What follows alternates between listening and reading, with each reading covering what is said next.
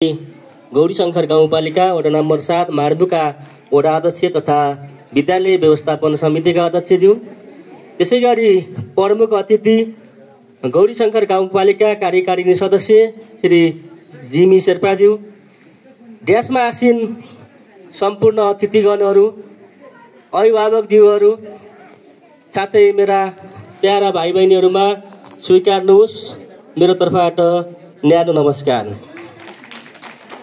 आज मिति 2081 साल चैत्र महिनाको जुन 25 गते हाम्रो यस विद्यालयको नतिजा प्रकाशन साथै जुन विदाई कार्यक्रममा यसरी बोलिरहँदाखेरि मलाई कता कता दुःख लागिरहेको छ। 2066 साल वैशाख महिनाको 28 गतेदेखि म यस विद्यालयमा निजी शिक्षकको रूपमा रहेर काम गर्दै आइरहेको थिएँ र 2065 साल भाद्र 1 गतेबाट निभावी रात गणित शिक्षकको रूपमा काम गर्दै हालसम्म आइरहेको छु र अहिले शिक्षक सेवा आयोगबाट लिएको जुन परीक्षामा स्थायी भई म मकनपुर जिल्ला थाहा नगरपालिका वडा नम्बर 8 काभ्रे छाप भन्ने ठाउँमा बुद्ध आविमा त्यहाँ गएर पदस्थापना भई हाजिर लगाएर आइसकेको छु। यसरी यस विद्यालयमा आउने क्रममा म सम्झिन चाहन्छु मलाई यहाँसम्म ल्याएर सहयोग गर्नुहुने इन्द्रजित राणा सर। उहाँ यहाँ आउनु भएको थियो र मैले मार्बु भन्ने ठाउँ त्यो बेलासम्म देखेको थिएन।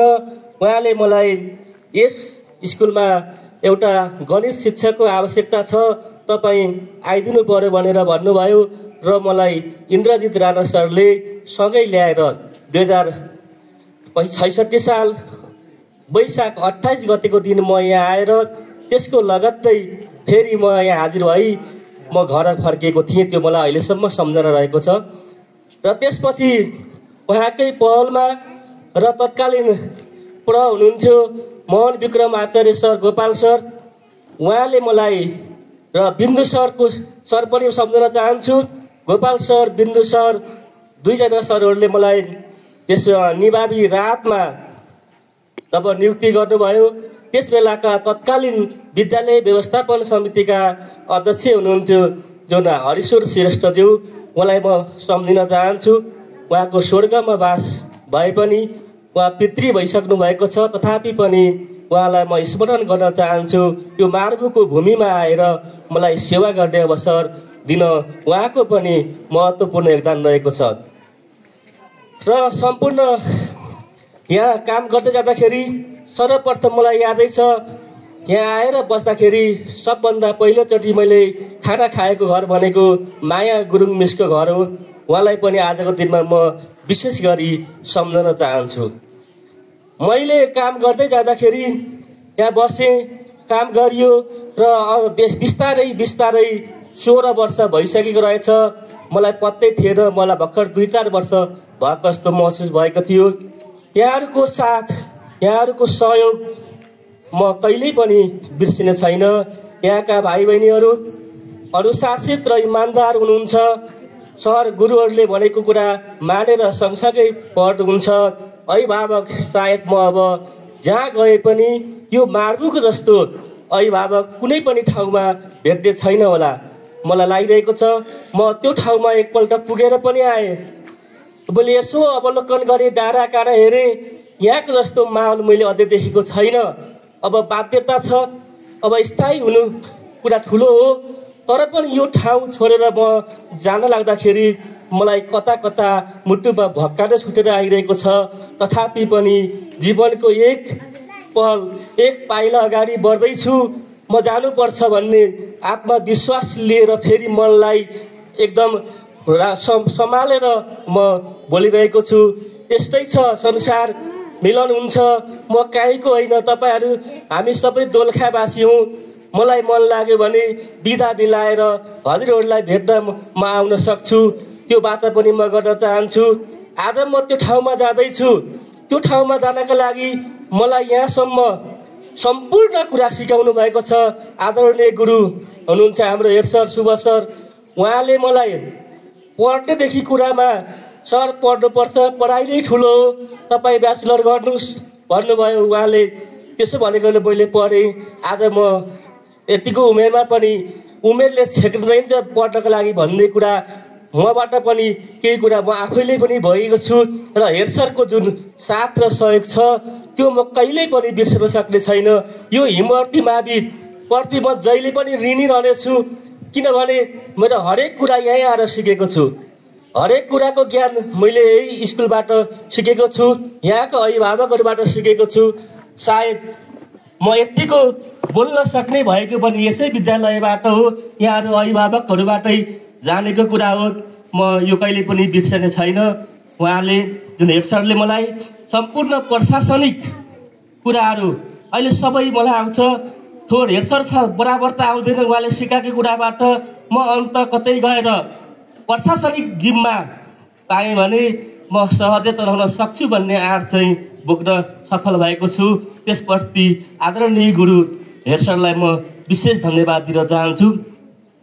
र अर्को कुरा के सम्झिन चाहन्छु भने म यस हिमवर्ती माविमा आइरहँदाखेरि पढाइ रहँदाखेरि अभिभावकको साथ समर्थन ममा सधैँ रहेको थियो।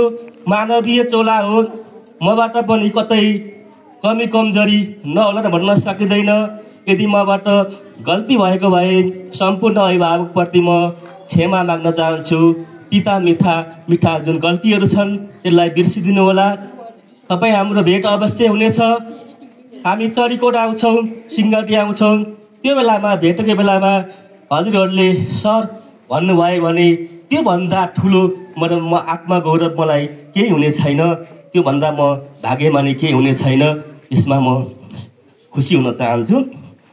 त्यसै गरी यस विद्यालयमा रहेर बसे विद्यार्थी भाइ बहिनीहरूलाई थाहा नै छ, अघिनाको आगो पनि नठोसी बल्दैन, दाउरालाई ठोसेपछि मात्रै बल्छ।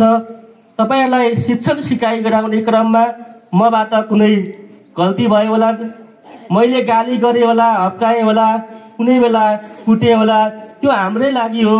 सरले हामीलाई नै अगाडि बढाउन गर्नुभएको हो भनेर बुझ्नुहुनेछ र त्यसमा दुःख मान्नु हुने छैन भनेर म विद्यार्थी भाइ बहिनीहरूलाई पनि भन्न चाहन्छु। त्यस्तै हो भाइ बहिनीहरू, राम्रोसँग पढ्नुपर्छ, परीक्षा राम्रो दिनुपर्छ। मेहनत गरेर पढ्यौँ भने परीक्षाको फल पनि राम्रै आउँछ। राम्रोसँग पढ्नु होला, राम्रोसँग अगाडि बढ्नु होला। तपाईँहरूको साथ समर्थन, मेरो साथ समर्थन पढाइप्रति कुनै कुरा छ भने मैले जानेको कुरा यहाँहरूले फोन मार्फत भन्नुभयो भने पनि म सिकाउन तयार छु। त्यसको लागि तपाईँहरू ढुक्क हुनुहोला।